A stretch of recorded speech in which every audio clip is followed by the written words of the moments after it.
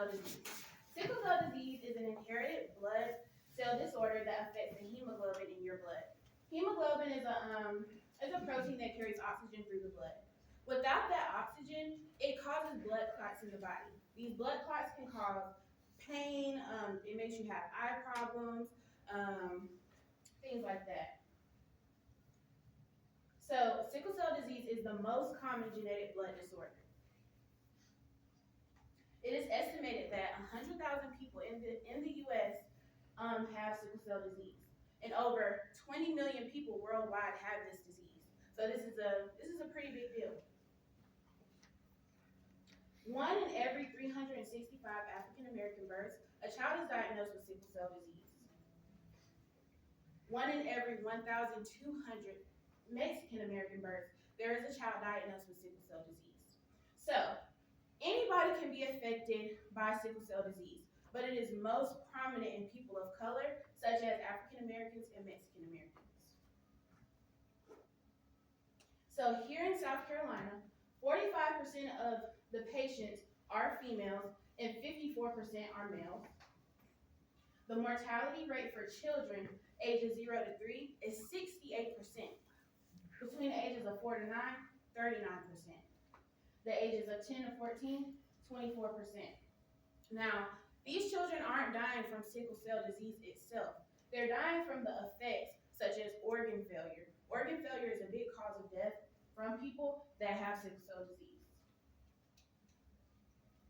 Now, this is divided up by region for here in South Carolina. In the Midlands, 26.7% of the patients are there. 23.7% are in the Low Country. And here in the Upstate, 34% of our patients are here in the Upstate. This is serious. It's a problem. So altogether, there are 4 foundations here in South Carolina. For the Upstate, the LD Bartsdale Foundation is the most prominent. So they help with things like testing. They help with financial assistance. They have health fairs for people in the area that are suffering with sickle cell disease, and it just kind of helps them gain knowledge and give them the resources that they need. So I wanted to help them. I want to provide a way for them to provide. How can I support this foundation? So I came up with the 90s Throwback Bash here on campus. So the 3 main things that I wanted to do was raise money. This is the most important thing that I wanted to do. I wanted to raise money so that they could spend the money for a good cause. Spread awareness. This event was for college students between the age of 17, 18 to, there's really no age limit on college. So I just thought that, people are in college, they are really young. It would be super important for them to go get tested for sickle cell trait, to learn about this disease, and maybe, help this foundation out. And I wanted to have fun. So, who don't want to have fun? So I thought it would be a good idea. This was around the time of midterms. I thought this would be a good way to get students out. Don't nobody want to go to nothing boring. So let's have fun, let's have a good time, raise money, and spread awareness. So my goals for this fundraiser was that I wanted to raise at least $1,000, $500 from donations, and $500 from ticket sales. I wanted to have at least 100 attendees. I wanted to have resource kits for everyone that attended, and I wanted to have at least half of the attendees take a feedback survey. So, how did I make an attempt at these goals? I asked for donations. It wasn't formal. I asked people that I knew. I asked my neighbors. I asked family members. I asked them. Any penny counts. So I just simply asked. I contacted the LD Bartsdale Sickle Cell Foundation to make sure that they were on board and to see if they had any resources. I was trying to be resourceful because it's better to connect with people that's already established than to try to establish yourself. So then I started event planning, and this consisted of booking, sending out emails to vendors such as food truck vendors, DJs, making sure I had a location, and making sure I had the resources that I needed. So then, once I kind of got established establishing my event planning, I made flyers, I advertised.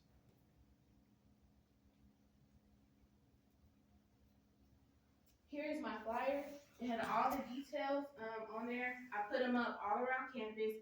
Areas that were high traffic of students, such as the CAF, gyms, the student center, places like that. I also gave out over 75 candy bags that had a mini flyer in it, because, I mean, who doesn't love candy? And I thought that this would grab the attention of students. So, in the weeks before the event, the first week I spent brainstorming. I just thought of how could I make this event happen? Where could I have it? How can I make this fun? So the first week was just brainstorming, thinking about it. Week 2, I took action. I started looking at vendors for a food truck, a DJ. I booked my venue. So I did get my venue and my food truck booked this week. I didn't get a DJ. Week 3, we looked at purchasing decorations. So we did that and everything that we would need. I did get my DJ in week 3. Going into week 4, I finalized. I sent my emails to make sure everybody was on board, make sure everybody had their money. And I heavily marketed this week. Week 5, this was execution week. So the event did take place later in the week. So the first part of the week, I sent out emails to make sure that the vendors didn't need anything from me. They had what they needed. They knew where to go. And to make sure that I had everything I needed. So week 6, I made the donation. And I took that week to reflect on how I could have been better, what I could have done. So here are a few pictures from the event. Over here, that is a photo station where students could have took pictures. There were props there. That's where the DJ set up. Here's the food truck. Here are some of the resources that were available to students about sickle cell from the Barksdale Foundation. Here was a candy table. I also had 90s nostalgic toys in there for students to grab if they were interested. And here's a picture of some students having fun. So here are my outcomes. I only raised $522 just from ticket sales, but prior to that, I had raised $300. I raised $220 in ticket sales and $300 in donations. So altogether, I raised $522. Approximately 30 students came. 0 people took the survey. 0 people took the information materials. I don't consider this a fail. I feel like participation could have been better. I feel like there are things that I could have done, but that $522, that's going to people that need it. So my takeaways, this is very personal to me. So it taught me patience, persistence, and to be resourceful. Things aren't gonna go your way. When you're planning something and you're raising money, it's not gonna go your way. It's about how you come back to combat that. So what can you do? You can donate blood, you can advocate for more research and education, get tested for sickle cell trait. This is what you can do. It's up to you guys. The ball's in your court now. And spread awareness. Do your research. I have resources over there if you want to take some. And be knowledgeable about this. If you want to donate. The Barksdale Foundation's card is over there. So that's a resource for you guys. And here's a link to my website if you have any more questions, if you want to learn more. There is my email if you want to connect with me.